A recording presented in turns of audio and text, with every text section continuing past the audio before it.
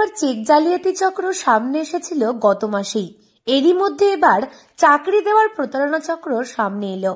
BDO অফিসে শূন্য পদ আছে এমন টোপ দিয়ে বালুরঘাট ব্লকের একাধিক প্রধানদের ফোন করার অভিযোগ অপরাধীদের বিরুদ্ধে। তাও সরকারি আধিকারিকের পরিচয় দিয়ে এমন ঘটনা ঘটেছে। চাকরি দেওয়ার নাম করে পঞ্চায়েত প্রধানদের ফোন করা হয়। ফোনের ওপারের ব্যক্তি নিজেকে বালুরঘাট ব্লক অফিসের জয়েন্ট বিডিওর পরিচয় দিয়ে চাকরির অফার দেন। প্রধানদের ফোন করে বলা হয় বিডিও অফিসে 2টো শূন্য পদ আছে, নিজেদের কেউ থাকলে দ্রুত এবং গোপনে যোগাযোগ করতে হবে। এমন টোপ দিয়ে টাকা হাতানোর চেষ্টা করা হয়, তবে কেউ ওই প্রতারণা চক্রের ফাঁদে পা দেয়নি। মানে প্রথমে মিসড কল এসেছিল, এবার আমি তখন ধরতে পারিনি। তার পরবর্তীতে মোটামুটি আধা ঘন্টা পরে আবার ফোন আসলো। এবার আমি তখন হাসপাতালে ছিলাম একটা পরিস্থিতিতে। তখন আমাকে বলা হয় যে ব্লক থেকে জয়েন্ট স্যার বলছি। মানে গলাটা ঠিক অচেনা লাগছে, কারণ জয়েন্ট স্যারের গলা তো আমরা রেগুলার শুনি। এবার অচেনা লাগছে, আমি বলছি যে ঠিক আছে স্যার বলেন, তবুও বললাম, মানে যেহেতু চাপে ছিলাম তখন একটা পরিস্থিতিতে। তো আমাকে বলছে যে আপনার আমাদের 2টো ভ্যাকেন্সি আছে, আপনার হচ্ছে একটা অঞ্চলে একটা ব্লকে।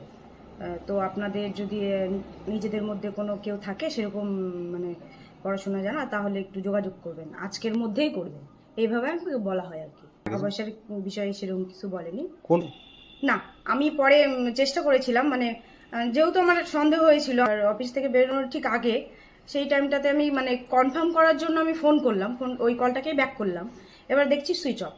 যদি জানতে পারা যায় আর কি কোনো উপযুক্ত কোনো শাস্তির ব্যবস্থা করলেই সুবিধা হয় আর কি, তাহলে ভবিষ্যতে এরকম প্রতারণা আর করবে না। এটাই জানা যায়। জয়েন্ট বিডিওর পরিচয় দেওয়া ওই ব্যক্তি ব্লকের 11টি গ্রাম পঞ্চায়েতের প্রধান উপপ্রধানদের নম্বর জোগাড় করেন। এরপরই তিনি একে একে সকলকে ফোন করেন। ডাঙ্গা, নাজিরপুর, বোয়ালদা, ভাটপাড়ার প্রধানদের কাছে ফোন গিয়েছে বলে বিডিও অফিস সূত্রের খবর। এদিকে বিষয়টি জানতে পেরেই বাকি পঞ্চায়েতগুলিকেও সতর্ক করা হয়েছে। ফোনে প্রথমে শূন্য পদের কথা বলা হয়েছে। এই টোপে চাকরি দেওয়ার নাম করে টাকা হাতানোর পরিকল্পনা ছিল প্রতারণা চক্রের। এদিকে একটি নাম্বার থেকেই সকলকে ফোন করা হয়েছে, তবে সেই নাম্বারটি বর্তমানে বন্ধ রয়েছে। এরকম একটা অভিযোগ এসেছে, বিভিন্ন প্রধান সাহেবরা আমাদেরকে বলেছেন যে তাদেরকে একটা অজানা নাম্বার থেকে ফোন করে বলে যে বিডিও অফিসে ভ্যাকেন্সি আছে, যদি কোনো সুইটেবল ক্যান্ডিডেট থাকে তাহলে যেন যোগাযোগ করা হয়। তো যেহেতু জয়েন্ট বিডিও সাহেবদের নাম্বার প্রধান সাহেবদের কাছে আছে, তাই প্রথমেই তাদের সন্দেহ হয়। 2 নম্বর, আমার প্রধান সাহেবরা যথেষ্ট শিক্ষিত এবং তারা ওয়াকিবহাল। তারা জানে যে এরকম কোনো ভ্যাকেন্সি হলে পরে সেটা নিউজ পেপার বা আমাদের যে ওয়েবসাইট সেগুলোতে দেওয়া হয়। ফলে তারা বুঝতে পেরেছেন প্রথমেই যে এটা ভুয়ো একটা প্রতারকদের তারা কল। সঙ্গে সঙ্গে তারা আমাদের সঙ্গে যোগাযোগ করে। আমরা বলেছি থানায় তাদের সঙ্গে থানায় লিখিতভাবে অভিযোগ জানাতে। যেহেতু ফোন নম্বরটা আমরা আইডেন্টিফাই করতে পেরেছি কোন ফোন নাম্বার থেকে ফোন হয়েছে, তাহলে নিশ্চয়ই কাঁটালে মাথা আসবে, আমরা প্রকৃত প্রতারককে খুঁজে পাবো। এরকম ভ্যাকেন্সি ব্লক লেভেল থেকে কোনো ভ্যাকেন্সি থাকে না। অবশ্যই কয়েকদিন আগে বংশিয়ারি ব্লকেও এরকমই একটা ঘটেছে, আমরা পেপারেই পড়েছি। তো নিশ্চয়ই কোনো না কোনো একটা প্রতারক চক্র কাজ করছে। পুলিশের অনুমান ওই ব্যক্তি কোনো চক্রের সঙ্গে জড়িত রয়েছে, তবে পরে ওই ফোনে আর যোগাযোগ করা যায়নি।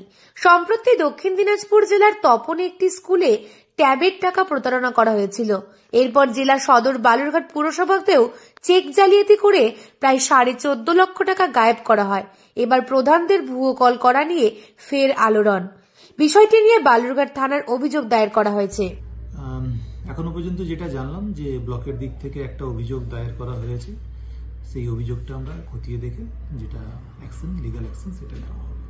অভিযোগ হতেই ইতিমধ্যে তদন্তে নেমেছে বালুরঘাট থানার পুলিশ। দক্ষিণ দিনাজপুর থেকে সুস্মিতা গোস্বামী রিপোর্ট, লোকাল 18 বাংলা।